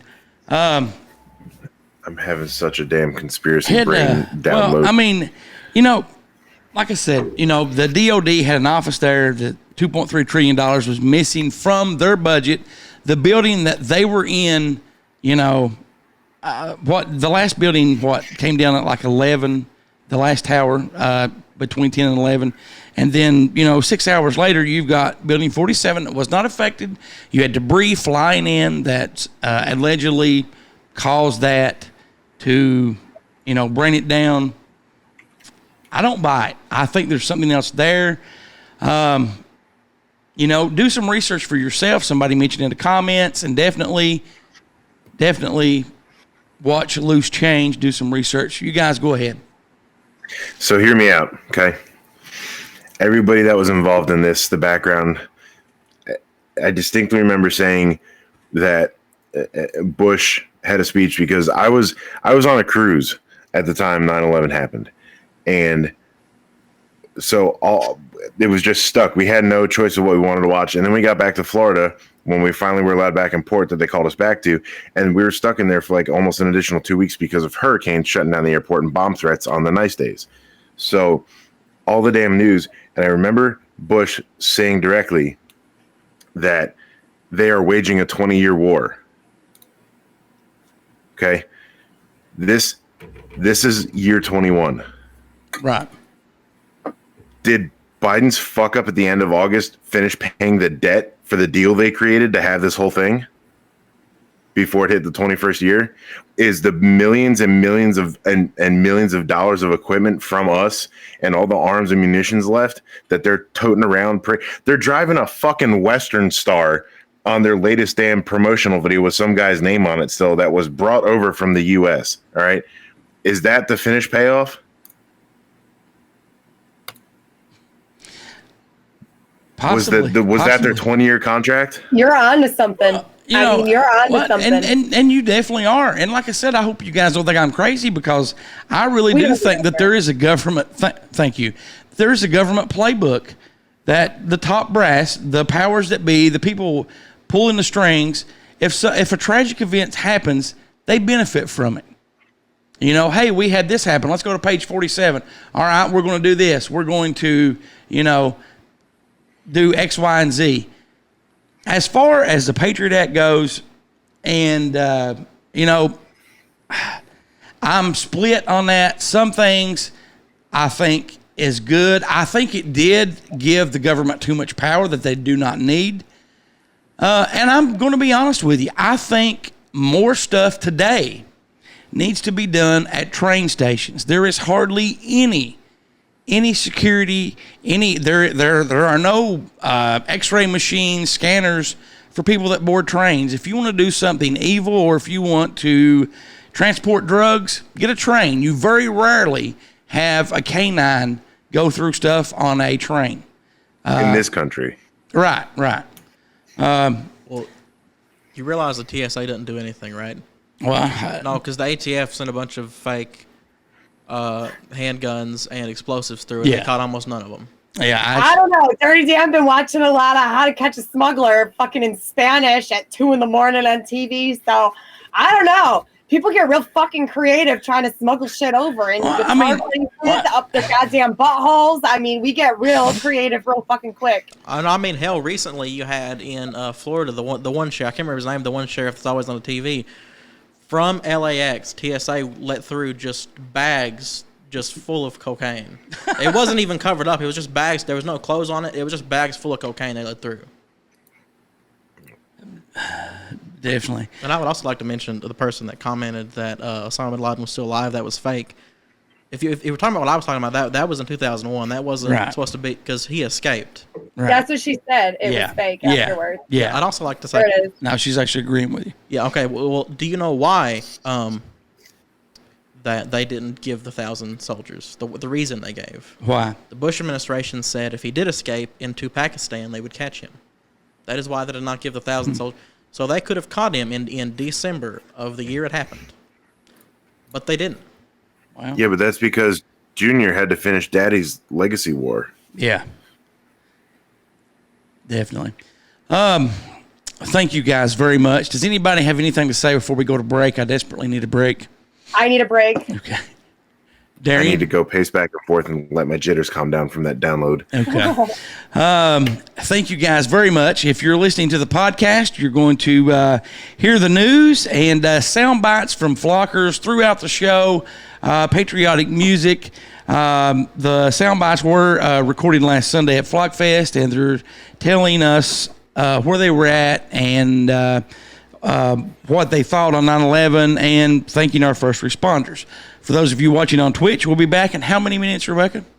Let's do 10. And Sounds a half. good. 10 and 31/64. 10 and a half. And when we come back, we're going to talk about 10 minutes and 38 seconds. That sounds good to me. And when we come back in segment 3, we're going to talk about something that Illinois is doing.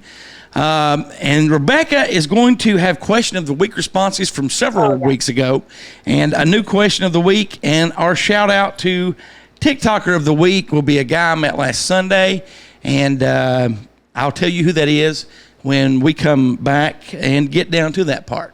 You're listening to Here to Chew Bubblegum. We'll be back in just a moment. Where were you when the world stopped turning on that September day?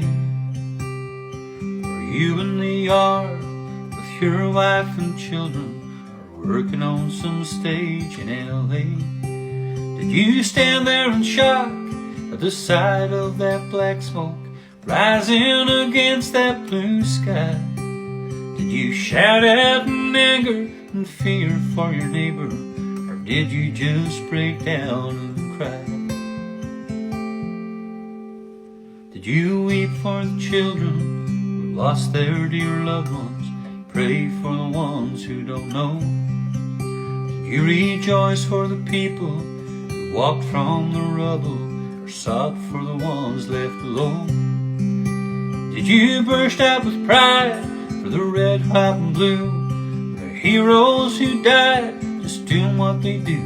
Did you look up to heaven for some kind of answer, and look at yourself and what really matters? I'm just a singer of simple songs, I'm not a real political man. I watch CNN, but I'm not sure I can tell you the difference in Iraq and Iran. But I know Jesus and I've talked to God, and I remember this from when I was young. Faith, hope, and love are some good things He gave us, but the greatest is When I heard about the incident, I was actually in Maryland working at a plastic injection company, and the interesting thing about that was I was about 5 miles away from a nuclear power plant. So they completely evacuated us. As I drove home and passed, I actually saw the missile silos at the nuclear power plant. So that's where I was. Were where it they all raised happened. in defense? Absolutely. I wouldn't have seen them otherwise. Okay. Is there anything that you want to say to our nation's first responders today? I fucking love you guys. I appreciate what you do. Do you know where you were at, Joe, on September 11, 2001 when the planes crashed into the World Trade Center? Absolutely. I was working on a job in a college, and the second plane was actually my red pill. Sent me shooting to the computer. And I also remember on the 10th, $2.3 trillion went missing from the Pentagon, announced by Donald Rumsfeld. And nobody's talked about it, and nobody's found it yet. That was the day America was stolen, the biggest heist in history. Is there anything that you want to say to our nation's first responders? Yeah, I appreciate everyone. I appreciate our veterans and all our first responders. God bless y'all. And do you want to say anything to any first responders out there today? Oh, yes. Thank you for your service. She's been called crazy. She's been called a cult leader. We call her Rebecca. And you're listening to Here to Chew Bubblegum. We'll return after these messages. Take a lighter look into the darker side of the world.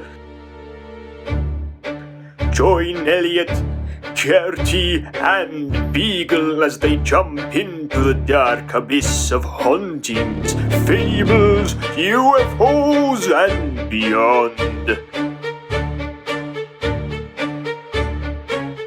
The Spooky Family Podcast. You can find them where you listen to quality podcasts.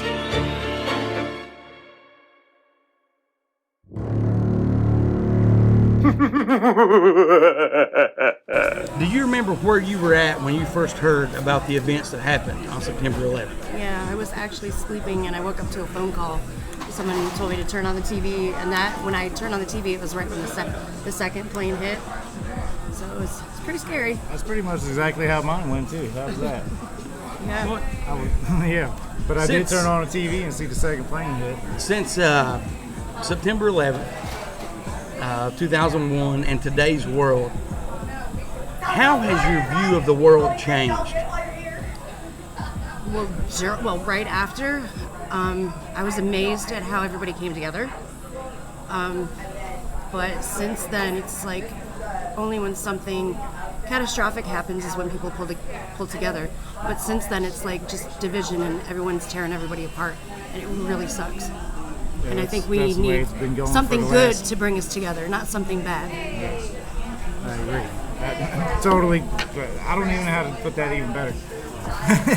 I know this has become a reality.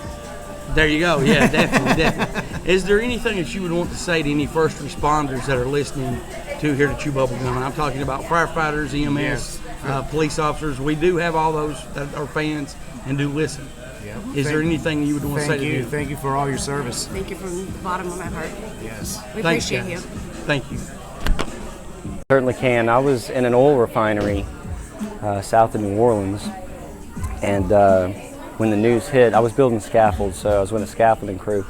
And when the news hit and they turned all the TVs on, everything shut down. We all went into a trailer and sat down and watched the news, and were just blown away. And they locked us down. It was actually kind of, it was strange, very eerie, because they wouldn't let anybody in or out of the refinery. Refineries were considered hot spots in case we were under some big, massive attack.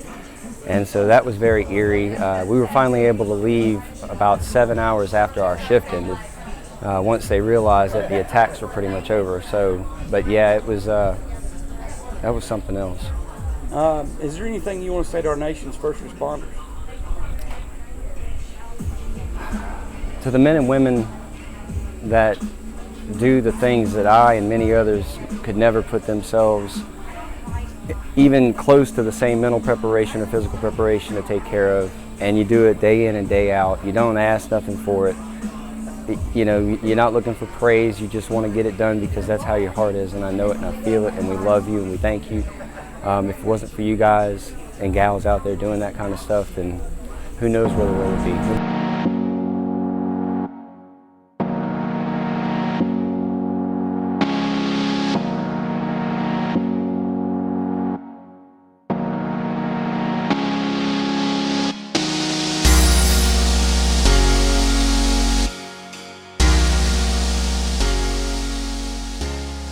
Reporting for Here to Chew Bubblegum News, I am Goose. Aliens have been visiting our planet since 1947, says FBI documents, as they confirmed what I just read. A few years ago, an FBI paper was released revealing the presence of extraterrestrial entities and multidimensional beings from another world, and those papers say that they could have came to Earth. The FBI decided to use this declassified paper to indirectly alert us of an alien presence that would be able to manifest themselves with their spaceships due to sophisticated technologies such as the ability to open dimensional portals. The documentation was released in 2015 and is incredible and surprising, said several reports. The FBI sends a letter to scientists and military officials in the form of a memorandum.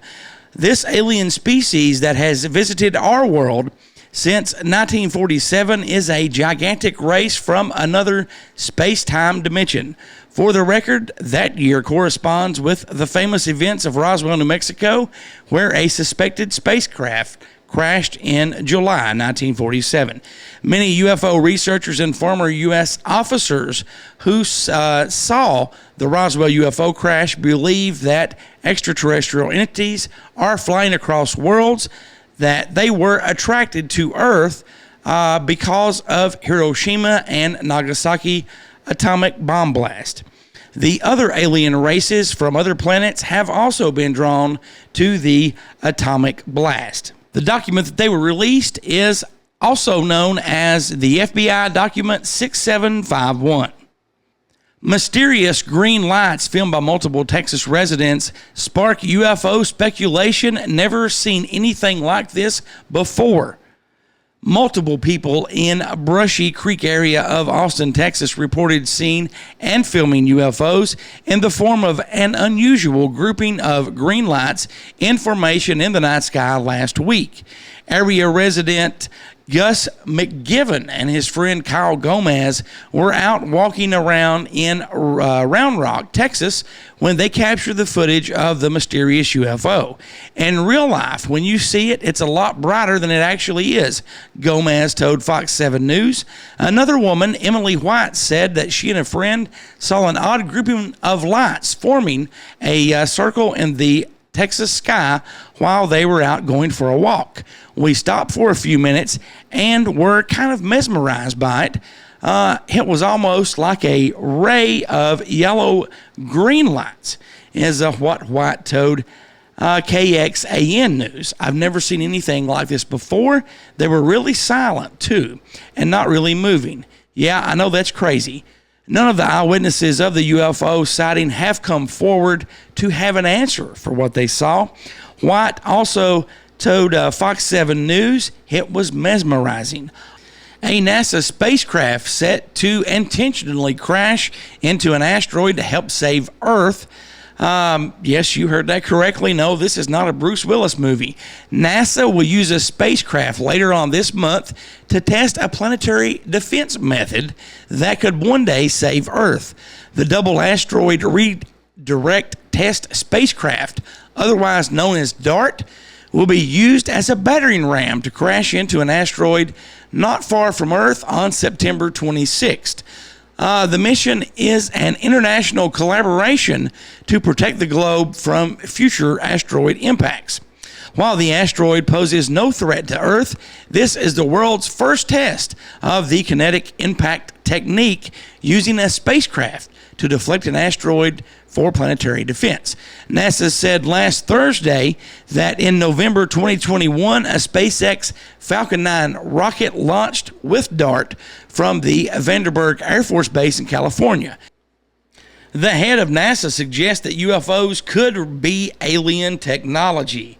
During an appearance this week at the University of Virginia, NASA boss Bill Nelson made some eyebrow-raising remarks about a possible connection between military sightings of unidentified flying objects and the search for alien life.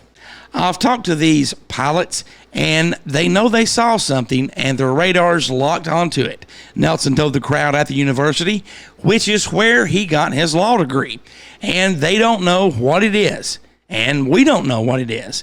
We hope that it's not an adversary from here on Earth that has that kind of technology. That's an interesting analysis on its own.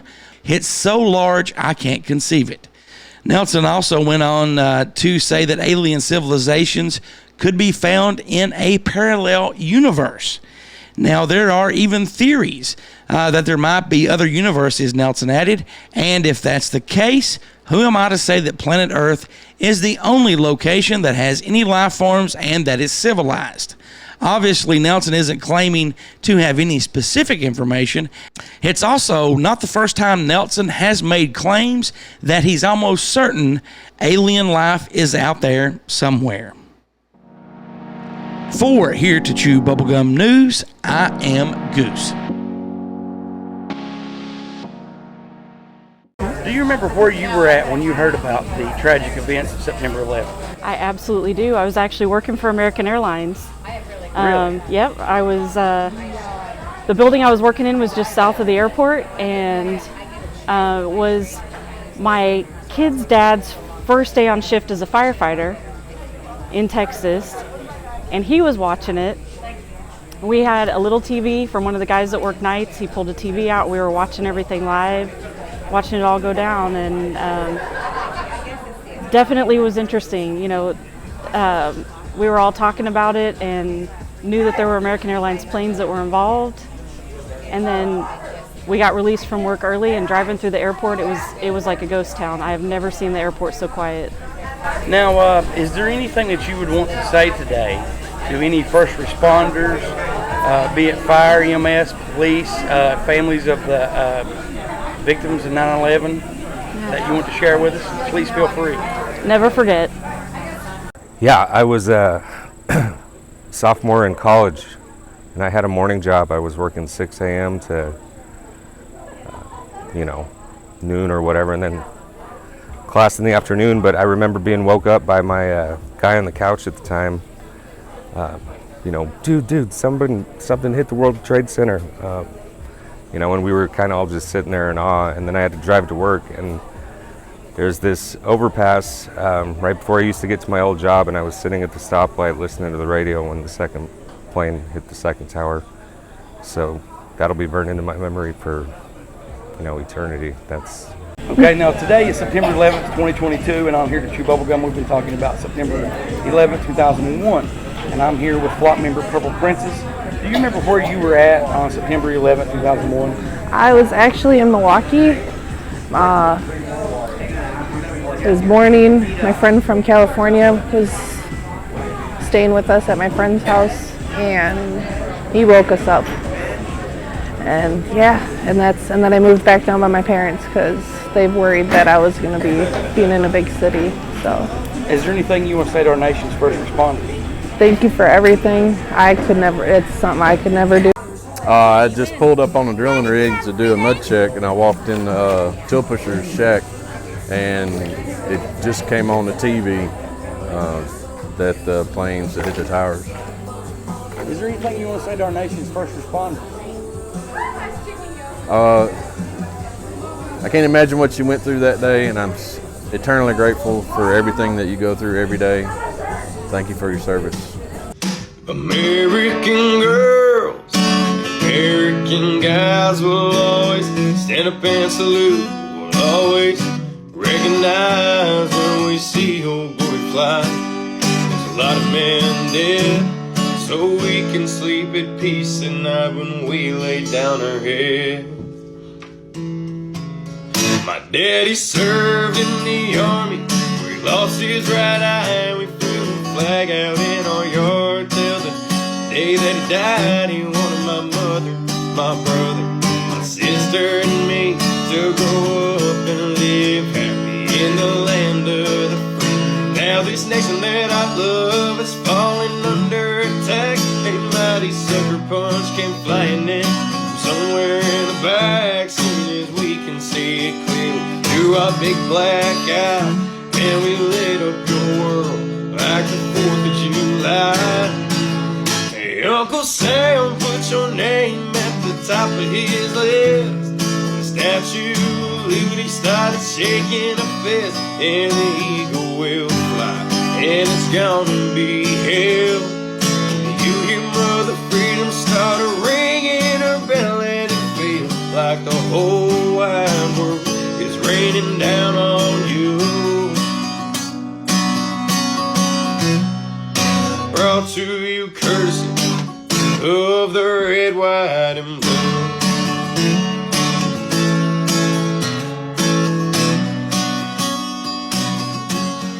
And welcome back to Here to Chew Bubblegum.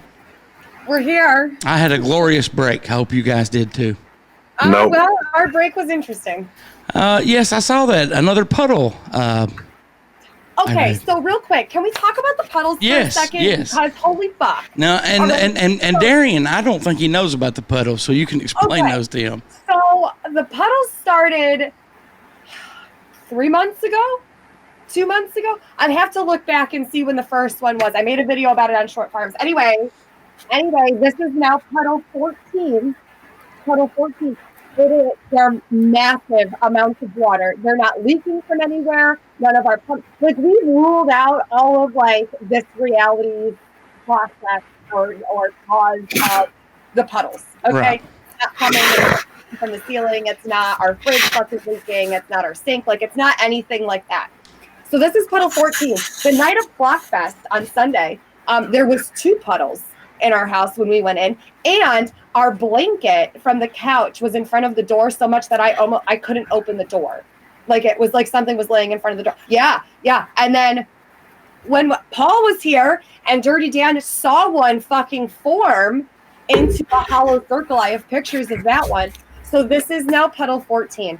Now we have a couple theories. Okay, we have a couple theories. Okay. We have a theory that something is trying to manifest, and it's not got enough energy, and it's just collapsing and failing into a puddle because that's so clear. It's cold. It's not pee. I've been dealing with animals for 20 years. I've cleaned up enough dog piss, especially with training 4 dogs. It's not fucking pee, okay? Because I smell every single one of them. And like, I can wring the towel out, and it's clear.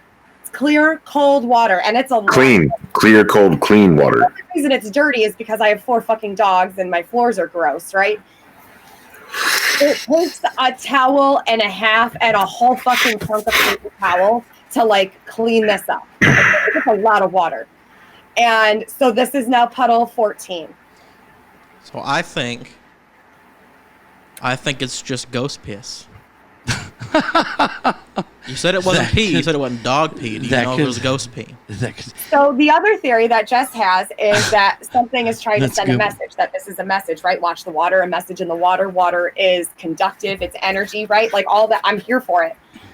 So Jess had a theory that it was me in another reality, kind of like Interstellar, like pushing off the books, right? Like trying to send, she was like, you would fuck with you like that. You would fuck with you like that. Okay, great. So no matter what, we still don't know what the fucking message is. Tony, listener in Ashland, Kentucky, works at a lab. Please reach out to me and let me know through email if you could analyze if they collect water. If they could collect a sample from the puddles that form. Let me know if you could analyze that. And I will let you guys know. Dirtydan, you actually saw one form? I finally saw it. So yeah, and Paul, like Paul was there, and like I come out, and the way that y'all saw where the dog dish was, like the pits make an absolute mess whenever they drink. It dribbles, like you can tell the difference. Yeah, but I went to get up from the couch because I was making some magic beep boop box chicken parm. And you called me because I was out here. Yeah, and I stepped down, and I don't know why I looked down, but I stepped in the middle of the circle. And then you did it on purpose, and I told you not to step in it. Huh? I told you not to step in the middle of the circle. Well, I hadn't at first, but then when I came back, I did it again. I know. So it's like it formed around your foot? No, it was already forming. Like I looked down and there was I was literally watching it grow. Yeah. Wow. Literally watched it grow. And I quickly yelled for Paul to come over and we watched it. It was probably, yeah, Jess, I know that now. It was probably a gallon to a gallon and a half of water. Wow. Like, so this is puddle number 14. And like, we even have like cameras. The cameras catch nothing. And the spot. It's always just out of view. Just outside of the the camera view. Like, I don't. And that's not like a bad feeling. Like I never get like a haunted or like a negative. It's never negative. Right. It's just like, why? It was a legit perfect circle. It was a legitimate perfect circle when it first formed, and then the floor slope took it as it kept flowing in that one spot. But it was a legit perfect circle. The only time I've had bad feelings about this was the first couple where I'm fucking getting all my flashlights, crawling around on the floor, checking the wood, hitting the beams, hitting the walls, looking at the ceiling. Like I'm trying to figure out where the fuck this water's coming from. We're on the phone with contractor friends, hubs, and there's nothing. There's literally nothing. I did collect some last time, and I did an egg cleanse with it. What? I did put it into a glass, so I can get you a sample. Oh, yeah, definitely get me a sample. And Tony that works the lab, listens in Ashland. Please, like I said, get up with me. I'm treating it as sacred water. Like I'm collecting it now when I have the opportunity, and Dirtydan doesn't beat me to cleaning it up. But I don't see it any different than like moon water or sun water. Have you guys? I feel like it's sacred. Have you guys took a picture? We got tons of pictures. Now, can you see anything in the pictures? It's so hard to get. You can hardly even see the water. Yeah, that's how clear it is. Is your flash turned off when you take these pictures? Yeah. Okay. We have multiple different light sources and Gotcha. exposures of the pictures, and it doesn't matter. The water's so fucking clear, it hardly shows up. Did I post it? Hold on a second. Like you have to try and get it from the side so you can see where the floor is literally dry to wet, and you can't ever actually see the puddle really. Dirtydan, can you send me? Wow. Can you send me the photos in Telegram, please? Yep. Really quick, or someone who has them, because I know a couple of you guys have them. Can you just send them to me in Telegram so that I can pull them up here?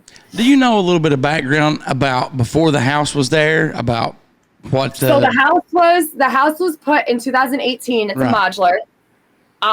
The land is old land. I believe the original property was like 800 acres or something like that. Mhm. BJ was saying, and it's been split up over the Right. years. And then this last sale split the father and the son's property. Okay, because Anthony bought the son's house, we bought the parents' property, but it's all one. Like Right. it's all one thing. And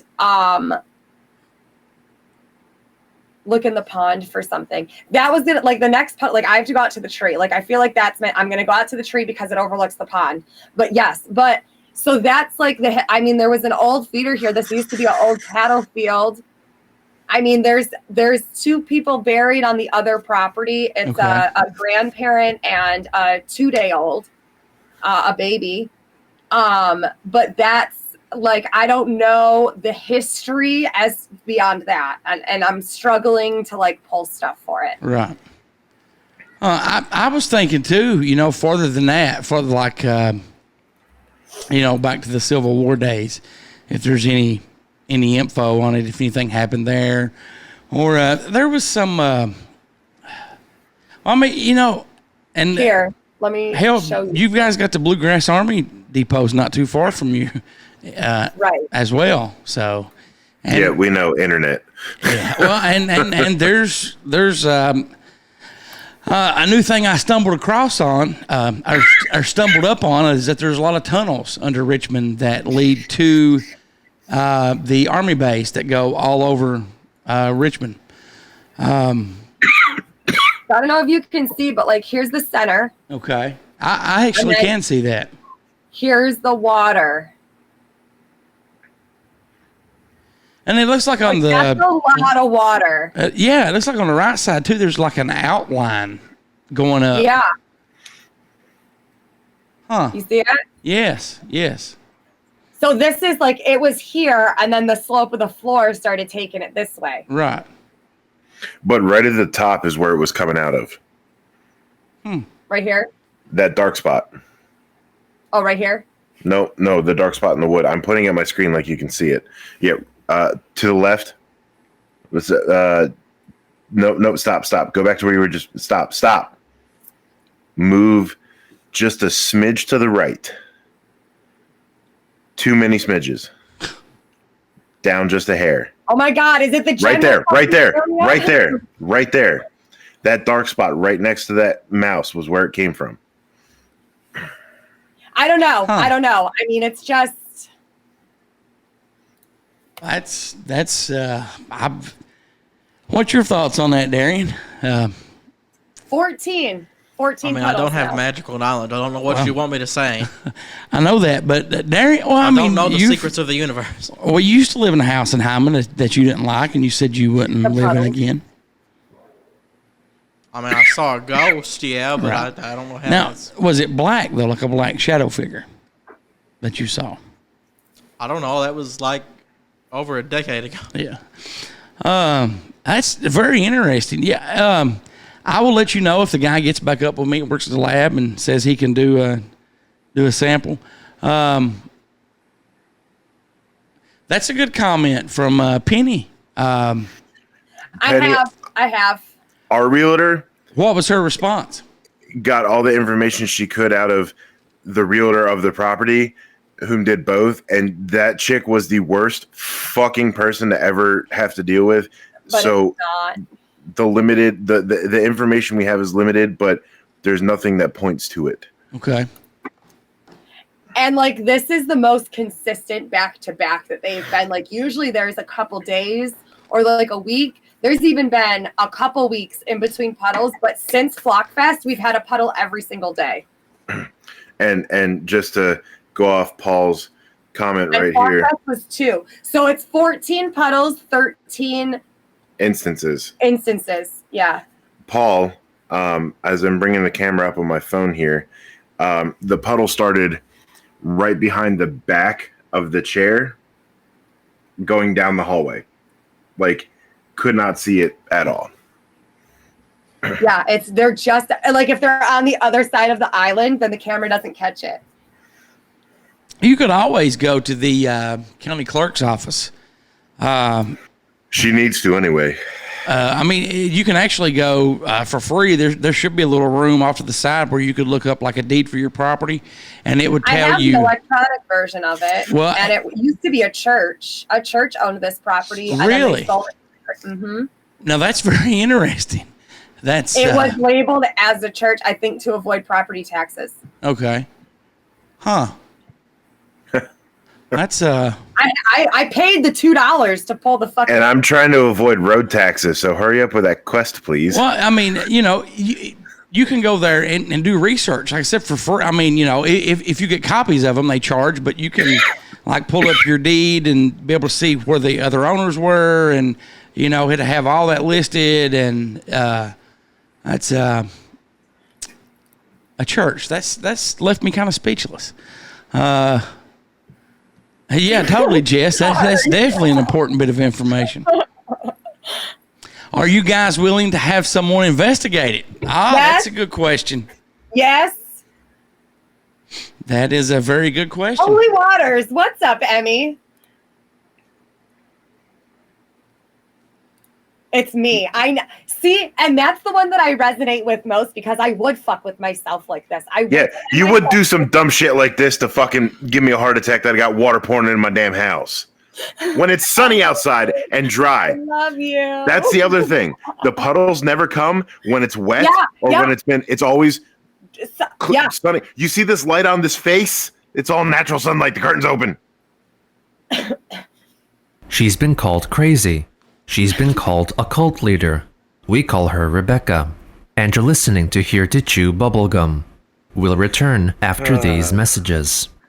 Okay, one more segment. Okay. And the leads right into our question of the week. Yeah. Well, before we talk about the question of the week, really quick, and this wasn't on the format, but I explained to you backstage when we first started.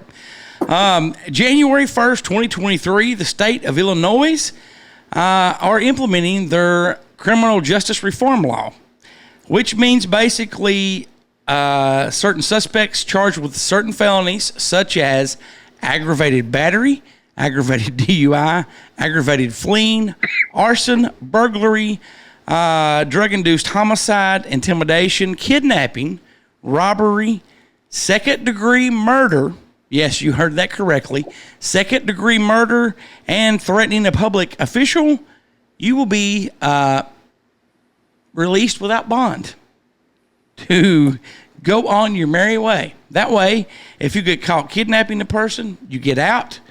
Hey, you get to go back and try it again. Muck duck. What's your guys' thoughts on that? I think that's so fucking dumb. I'm torn on how to feel on that. Aggravated? So these are second offenders, aggravate, like it's escalated. It's not somebody committing fucking IRS fraud. No. It's a violent situation. Yes. Kidnapping, fucking intimidation, second degree murder, and we're just gonna let these people walk without bail so that they can go offend again until their fucking court date? No, I think it's stupid. Hey, I'm kind of with shit mess. It's like, then that's what I'm torn on. It's like, is this the first step into officially like getting people prepared for the purge? Oh, accepting everything. I hadn't thought about that. Well, I mean, for me, I'll make this comment and then I'll get your opinion, Darian. I think it's bullshit. If you got somebody that's kidnapped somebody, if you have somebody that's murdered somebody in second degree in the state of Illinois, burning a place down, I think these are heinous, violent acts. And no matter if you don't have a record or not, if you are arrested for those, you need a bail set. You don't need to just be set free because that, you be a violent person. And to this point, and I know that I'm probably not alone in this, but I went to jail for a very brief period of fucking time because somebody paid off the judge and the goddamn cops, all right, and had me arrested on fucking trespassing and criminal mischief in the third degree, which didn't even fucking happen. So I was brought up on false charges with no fucking proof or evidence, and they had no problem throwing me in jail with a fucking $10,000 bail. Right. But people can just go around in Illinois now fucking second degree murdering people and imitating and to kidnap it? No. Yep.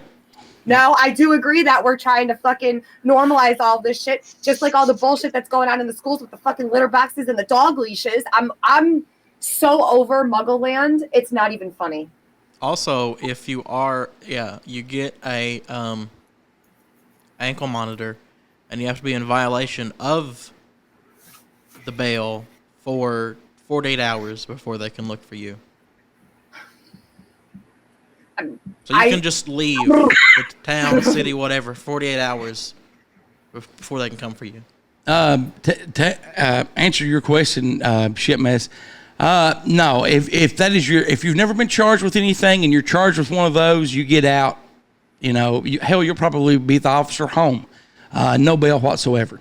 I've not read fully into it either, but that is, like I said, if it's your first offense, and it's some kind of bail reform where they're not taking cash anymore. I am speechless. I think Illinois will change that. I think that they'll have to after that first year that it's in effect. Moving on. Question of the week responses from a few weeks ago. The question was, is it more important to know the right answers or know the right questions? Rebecca, take it away. So I just went through, first of all, I had to find the video because, God, it's been a minute. Yeah. It's been a minute. And a lot of people agreed that like there was a lot more of the question. You need to know the right question Right. to get the right answers. But there were a couple that I want to read that really that really stood out to me, and I feel like go beyond the box. And then I want to say my quote that I love so much. Okay. So there's a couple that says, deep thoughts, knowing the question implies knowing the answer. So I say both. And then this one I pinned, actually, and I believe I tagged you in it. Depends on your situation. Interrogators need to know the right questions, while their prisoners are better off having the right answers, which I thought was an interesting perspective to look at it at. Another one was, these days, definitely better to know the right questions, since you'll have to sift through the bullshit to get the right answer. Can't get the right answer without the right question. Another one, answers are liquid and take the shape of its container, but there would be no answers without the right questions. No answers without the questions. Yin and yang, can't have one without the other, but you'll never know the answer if you're not on the right path. Or to know when you just need to observe was another one that I liked. And then my quote that I replied to a couple of the comments with was, but in Zen, you don't find answers, you lose questions. Oh, I like that. And those are some very good comments. I want to thank everyone for commenting on that. Do you have a new question of the week for us? Well, Dirtydan has a finger. Not a finger. Go ahead. Fine, two. You have two. You have two fingers. I've been trying to connect this because every time I'd hear this question, my mind would start playing the scene, and I couldn't fucking remember the name of the movie or whatever it was at the time. iRobot. Mm-hmm. Like it keeps connecting me back to this like dystopian AI future, and the scientist, excuse me, that created that prototype robot popping up in that hologram saying, to get the right answer, you must first ask the right question. And then the whole bridge sketch scene drawing with one human left over all the AI. I don't know. It's weird. Sorry. Okay. Two fingers down. Continue. All right. I do have the new one. How do you define what it means to be human? Oh, I like that one. How do you define what it means to be human? Is the new question of the week. And I will make a video. Okay. Thank you very much. Define what it... I do like these. These are fun. Yes, they are. Means to be human. Hello, my name is Human. Yes. How do you find what it means to be human? Another shout out, Tik Toker of the week. I met this guy last Sunday. I got to know him. I consider him family. I actually chatted with him this morning on Facebook. I actually found him just scrolling through Facebook and sent him a message.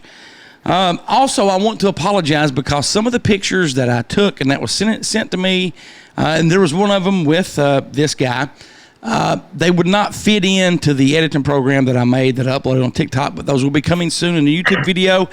Our shout out to our TikToker of the week goes to just_Mike_22. He is our TikToker of the week. Again, Mike, it was a pleasure to meet you and to meet everyone last weekend. He is our TikToker of the week.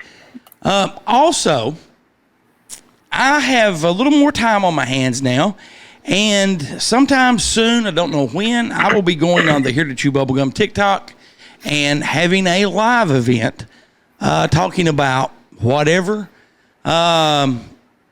And I may be playing some police audit videos and giving my thoughts on them.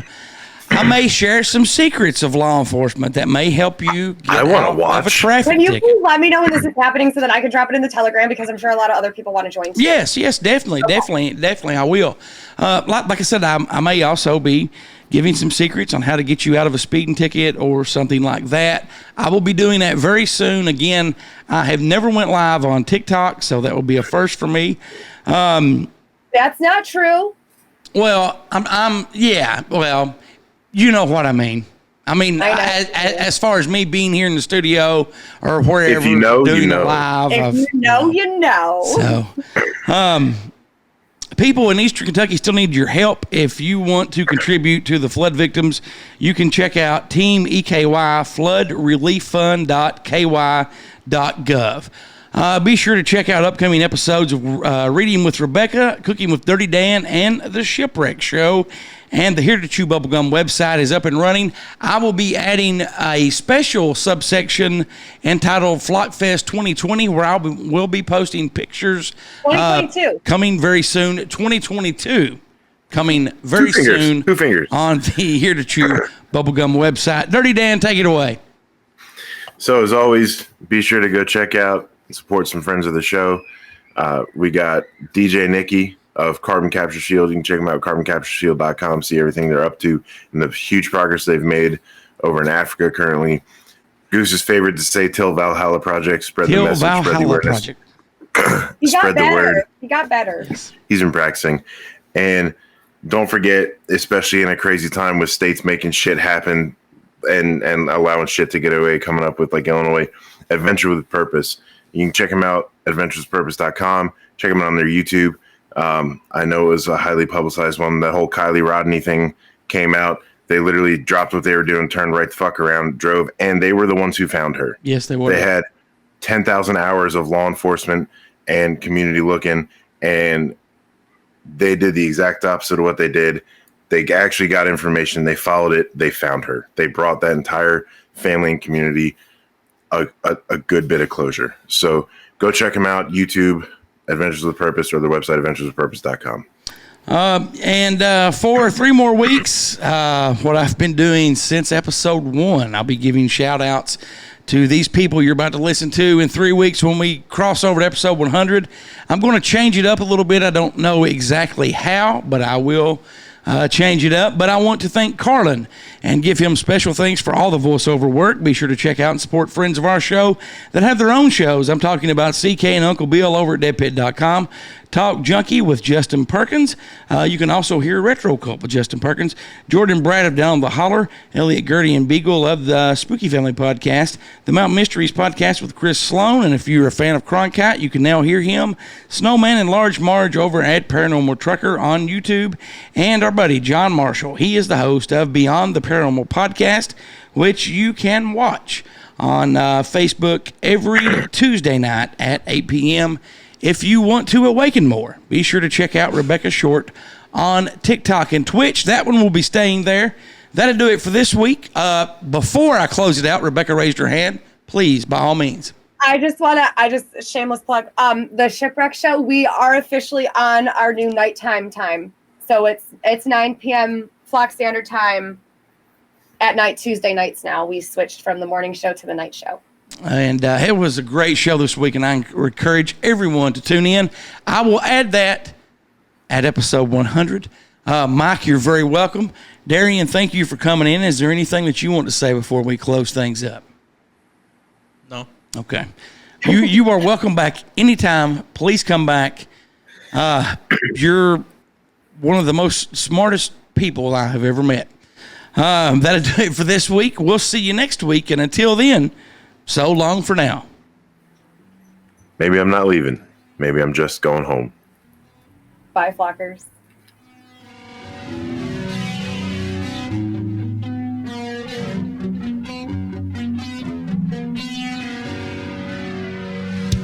Thanks for listening to Here to Chew Bubblegum. Tune in next time as we dive deeper into things the government doesn't want us to know.